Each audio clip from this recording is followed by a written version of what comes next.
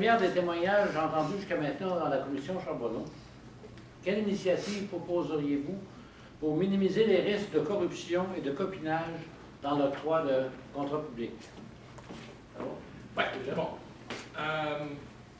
Corruption, collusion, c'est deux choses différentes. Donc, la corruption, c'est quand tu essaies de passer une enveloppe brune à un fonctionnaire pour qu'il te donne le contrat. La collusion, c'est quand 3-4 entrepreneurs se mettent ensemble puis essayent de fixer les prix.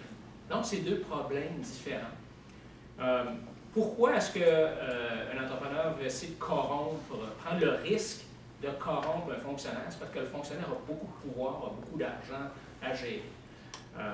Plus le fonctionnaire a des gros budgets, le ministère des Transports, c'est des centaines et des centaines de millions. Donc, plus ils ont de pouvoir, ces gens-là, plus c'est normal, la nature humaine, là où il y a de l'hommerie, donc ils vont essayer de corrompre. Alors, atomiser les contrats, donc, pousser l'octroi des contrats à des niveaux plus bas, dans des unités plus petites. Je pense que c'est une façon, donc, de diminuer le pouvoir des fonctionnaires. Alors, si on est capable de... Là, on a centralisé la ville de Montréal, donc les fonctionnaires ont encore plus de pouvoir, mais avant, quand on n'avait pas une île, une ville, et, à Montréal, et qu'on avait un paquet de villes, il y avait beaucoup moins de corruption parce que le fonctionnaire ne donnait pas des contrats de 100 millions, il donnait des contrats d'1 million ou 2 millions. Alors ça, c'est un des problèmes auxquels on fait face. Évidemment, ça prend plus de contrôle. C'est sûr que les gens de Costco, Costco, ils en donnent des contrats. Il y a un acheteur chez Costco, il y a des acheteurs chez Costco, puis ils achètent eux autres. Là, ils donnent bien des contrats. Alors, donc, pourquoi est-ce qu'il n'y a pas de corruption là? Parce que ces gens-là sont vérifiés, ils sont changés de magasin à l'autre. Il y a toutes sortes de façons dans les entreprises privées d'éviter la corruption. Et je pense qu'il y a moyen de faire la même chose au niveau du gouvernement. La collusion, ça, c'est un autre problème. La collusion, c'est une des raisons pour laquelle il y a la collusion, c'est qu'on est tellement réglementé, entre autres dans le marché de la construction. Tout le monde a les mêmes salaires. Hein? Tous les entrepreneurs ont les mêmes salaires. C'est décidé par des conventions collectives ou par le gouvernement. Alors, donc, tout le monde a les mêmes coûts. Alors, ça devient naturel de dire, ben là, je vais me mettre avec mon chum, on va faire la collusion parce que, autrement, la seule façon de gagner les contrats, c'est de couper mes prix et de couper mes profits. Alors que si il y avait des prix différents, si c'était déréglementé, il y en a qui seraient plus productifs que d'autres. Puis ceux, les gens qui sont les plus productifs, ils n'iraient pas faire de collusion parce qu'ils gagnent tous les contrats, ils sont les plus productifs. Alors, quand les gens ont tous les mêmes coûts, il y a tendance à avoir une collusion. Et donc, il faut déréglementer, permettre plus de concurrence, ouvrir les marchés, permettre aux entrepreneurs de l'Ontario, puis du Nouveau-Brunswick, puis des provinces de l'Est d'entrer au Québec, de façon à ce qu'il y ait plus de concurrence et que ça soit plus difficile d'avoir la collusion. Merci, M. Bouillard. M. Brisson? Oui. Alors, une révision du système des appels d'offres global devra être faite. Le principe du bois soumissionnaire, on le voit, ça ne marche pas. La collusion et corruption, c'est des termes que maintenant, ça fait partie de notre vocabulaire, malheureusement. La commission Charbonneau expose le fonctionnement et on le voit, ça passe par des fonctionnaires. Pourquoi ça passe par des fonctionnaires? Ben c'est simple, c'est qu'il y en a certains, et c'est pas tous parce que la plupart des fonctionnaires qui travaillent au Québec travaillent très bien, mais il y en a qui ont trop de pouvoir des mains et qui ont un pouvoir décisionnel qu'ils ne devraient pas avoir. Parce que le rôle d'un fonctionnaire, normalement, c'est d'obéir aux lois et règlements qui sont fournis par le politique, par l'Assemblée nationale. Révision du système d'appel d'offres aussi, ça veut dire une plus grande ouverture à l'Amérique du Nord pour amener la concurrence au Québec. Et pour permettre la concurrence, on le voit, un exemple, par exemple, le Colisée de Québec, tout le monde a entendu parler, c'est le fun. On a une entreprise de Terrebonne qui a eu le contrat. Non, c'est pas une entreprise de Québec, malheureusement, ou de la région. On aurait aimé ça. Mais c'est une entreprise de Terrebonne. Et pourquoi?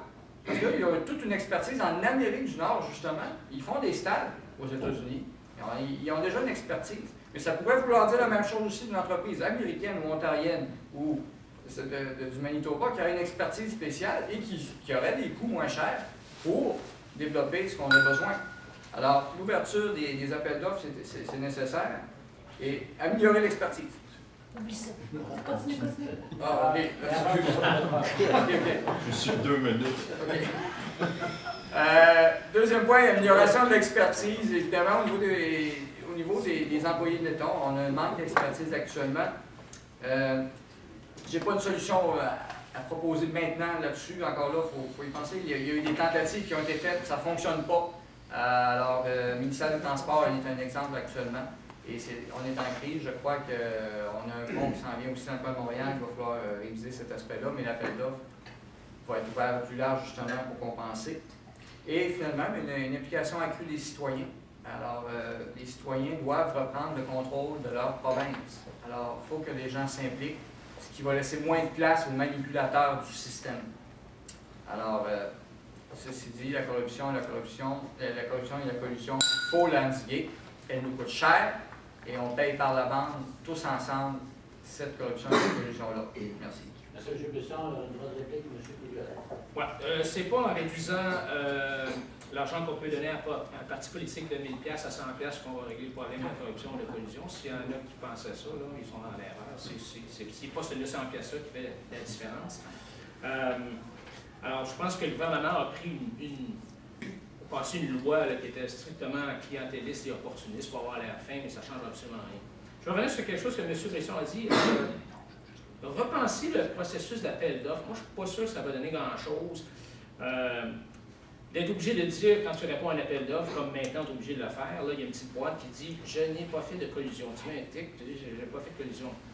Après, là, tous ceux qui font de la collusion vont mettre le petit tic dans la boîte, vont dire « Non, non, je n'ai pas fait de collusion ». Alors, c'est pas... Je ne suis pas certain que le processus d'appel d'offres est défectueux. Par contre, c'est sûr que ça prend plus d'expertise.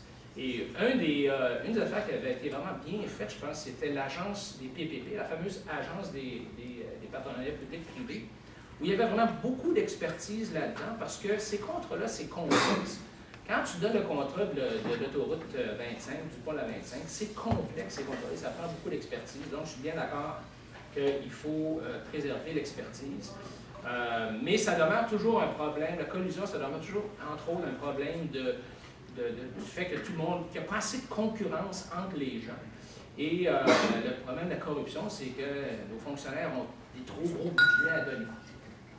Merci, M. Couillard. M. Besson. Oui. Alors, si je reviens sur le rôle des fonctionnaires de l'État, on a créé des systèmes de permanence pour les fonctionnaires de l'État, pensant que ça allait un peu nous protéger de cette corruption, de cette collusion-là. Or, on le voit actuellement, la porte d'entrée se fait par là par les entreprises qui sont peu scrupuleuses, là, okay? Ils ne gênent pas pour le faire. J'ai déjà eu un débat avec quelqu'un qui me disait « Il n'y a pas un fonctionnaire qui va risquer de perdre sa job pour 5 000 ». Ben, effectivement, je suis d'accord avec ce que vous constatez. Non, pour 100 000, ils sont prêts, par exemple. 60 000, on le voit là. Alors, et ça, tout ça parce qu'on a des gros, c'est vrai qu'on a des gros contrats à donner et ils ne sont pas fractionnés. Ce ne sont pas tous les contrats qui peuvent être fractionnables non plus, parce qu'on est victime de notre grosseur étatique.